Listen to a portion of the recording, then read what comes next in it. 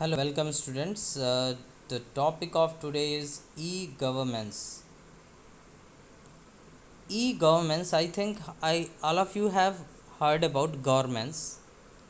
So e-governments means electronic governments. So e-governments stands for electronic governments.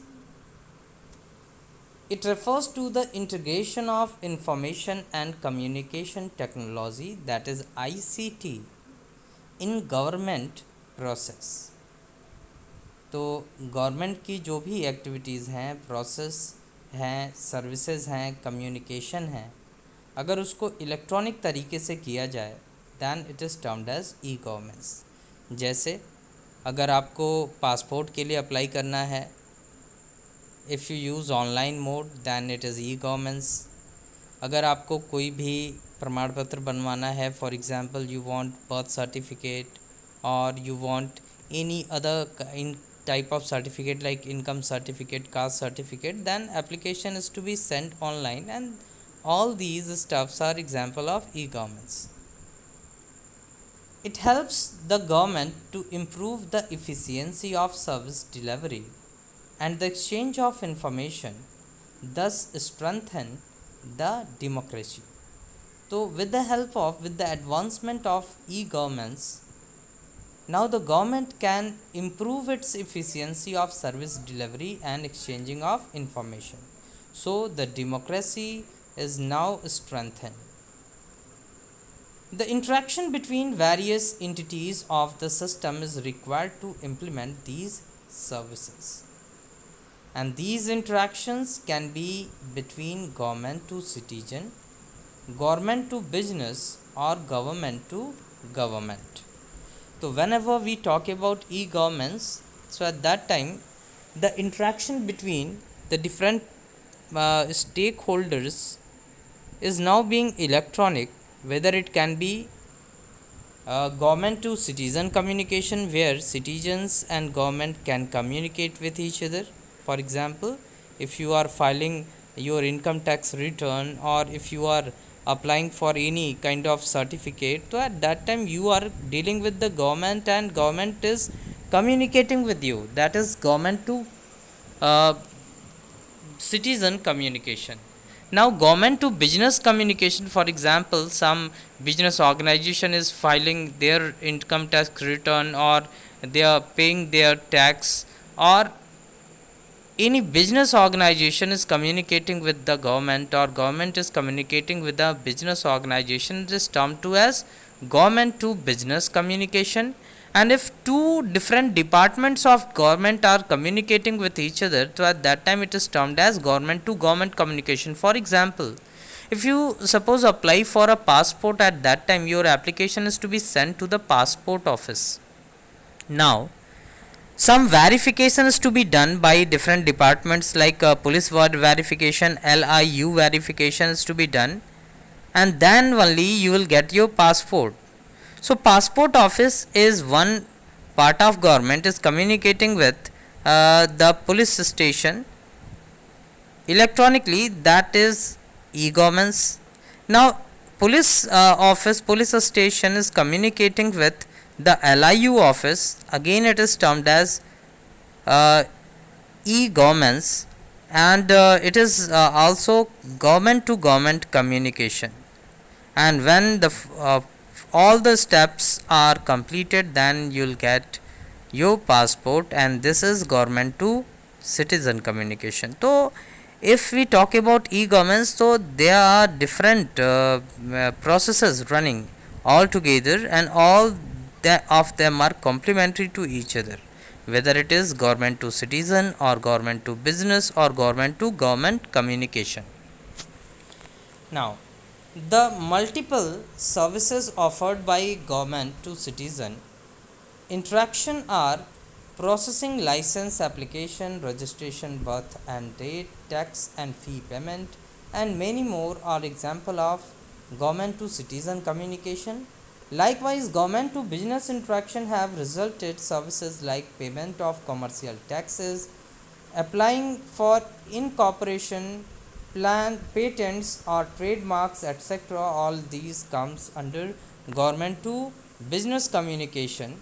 Similarly, government to government interaction mean exchanging of service within a government organization or between two government departments. So I think you all understood these three concepts. Now next thing is major e-government services in India. The following is a list of some of the important government websites that offer these services. The first is UIDAI, that is Unique Identification Authority of India, which actually give you Aadhaar card. The UIDAI website help user to locate local Aadhaar enrollment centers, check status and download Aadhaar card, update and retrieve lost or forgotten Aadhaar card. Then second thing is consult passport, visa, Ministry of External Affairs, Government of India. So using the given site, you can download and print e-form, apply for passport and visa, check application status and book appointment. You can also voice your governments on the website and track government's status, grievances status as well. तो अगर आपको कोई grievance आप देना चाहते हैं तो वो भी दे सकते हैं. इसके लिए जो वेबसाइट है वो है passportindia.co.in या passportindia.nic.in. नाउ नेक्स्ट थिंग है हमारी income tax portal, income tax department portal, जहाँ पे हम लोग इनकम टैक्स फाइल करते हैं. तो you can file income tax and TDS return, apply for pan and tan card. Pan card individuals का होता है और टैन कार्ड बिजनेस ऑर्गेनाइजेशन का होता है. Check application status, access information regarding tax policies and rules using the above given site. और इसकी जो वेबसाइट है वो है हमारी www.https://www.incometaxindia.gov.in. Now next is Ministry of Corporation Affairs, Government of India. To the corporate can file for incorporation, submit commercial tax online, submit fees, view public documents, certified copies of registration certificates, etc. using the government portal http://ecourts.gov.in. Sorry नहीं, इसकी website है www.mca.gov.in. Then after है e courts service. तो the website give access to online judicial services in India linked with Supreme Court, High Court, District Court, Taluka Court of India. You can check the case status, court orders, cause, case ruling, caveat search, etc. through this service portal. और ये है ecourts.gov.in. यहाँ पे आप जो कोई भी case चल रहा है उसका स्टेटस देख सकते हैं, आप उसके वर्डिक्ट्स को देख सकते हैं. तो that can be easily done with the help of E court services. Now Consular General of Patent, Design and Trademark. So you can file and obtain certified copies of priority document, make payment through payment gateway and obtain patents. Then after Central Public Procuremental Portal. So the above portal enable the tenders to download the tender schedule free of cost and submit the bids of the tender. Then after National Portal of India. So this portal provide information and access to information and services provided by different departments under the Government of India. तो जितनी भी हमारी government of India के अंदर departments आती हैं वो इस वेबसाइट के साथ लिंक्ड होती हैं. The above listed service and source are part of bigger national e-governance plan जिसको बोलते हैं NEGP by Government of India. It has launched a major initiative, the Digital India movement, that encompass a lot of service aimed at empowering the citizen of India. So these above are part of NEGP, National E-Governance Plan, and these website makes India an uh, empowered India and digital India.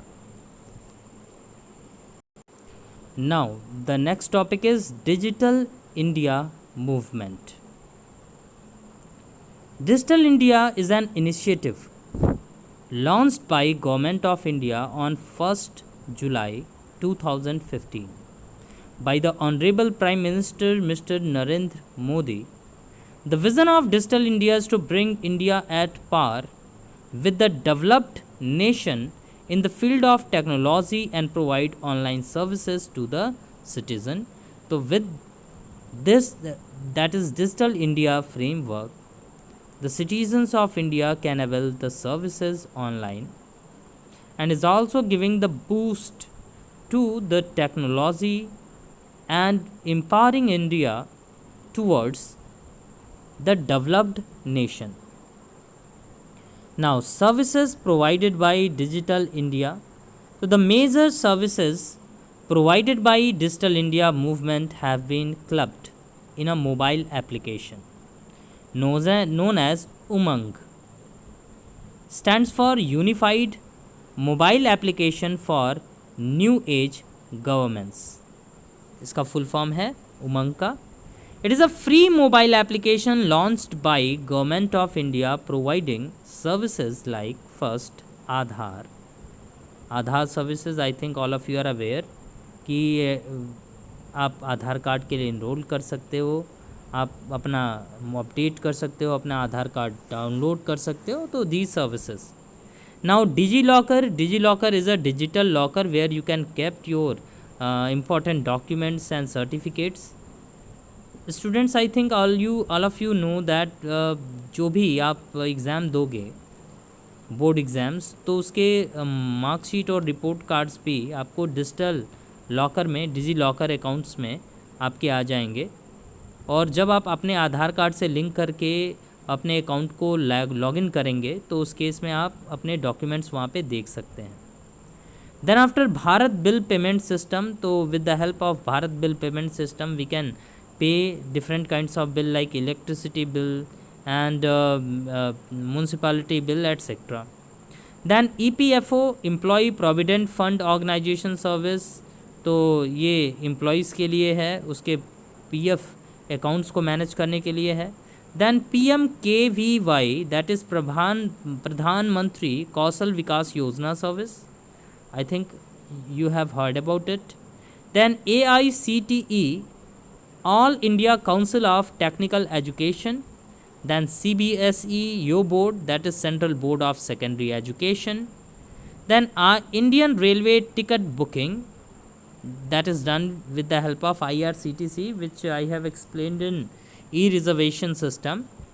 Then e-district, e-panchayat, passport and much more. So all these services are now available under Umang software. You can download this software from Google Play Store and install in your mobile phone, and you can avail all these services at one location. Now here comes the advantage of e-governments. तो expanded reach of government, जो सबसे पहला advantage है कि यहाँ पे जो government है उसका रीच एक्सपेंड हुआ. पहले क्या था कि पहले कम लोगों तक गवर्नमेंट की जो सर्विसेज हैं वो पहुंच पाती थी, लेकिन ई गवर्नमेंट के एडवांसमेंट से अब उन एरियाज़ में भी गवर्नमेंट का रीच हो गया है जहां पे लोग इंटरनेट कनेक्टिविटी यूज़ कर रहे हैं, जो पिछड़े हुए हैं लेकिन उनके पास सर्विसेज, इंटरनेट सर्विसेज अवेलेबल हो गई हैं, तो वो भी इन चीज़ों से बेनिफिटेड हो सकते हैं. तो with the enhanced ability of internet services in the country, more and more people can now connect to the government portal available online. Second, increased convenience. So with the increased popularity and accessibility of online government portals, services like applying for a passport, a license and documentation related to property etc. have been convenient to access. Now next advantage is high transparency. So e-governance has increased transparency in the internal government process. Now the citizen can quickly get the information about the services for which they may have applied, hence reducing the gap between the citizen and the government. तो ई government से transparency आई है, जो mediators थे वो हट गए हैं, तो गवर्नमेंट और सिटीजन के बीच का जो गैप था वो हमारा रिड्यूस हो गया. Now reduced corruption.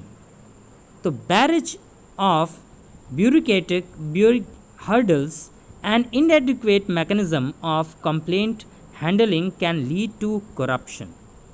E-government makes all bureaucratic process transparent and clear with the help to de-escalate the problem of corruption.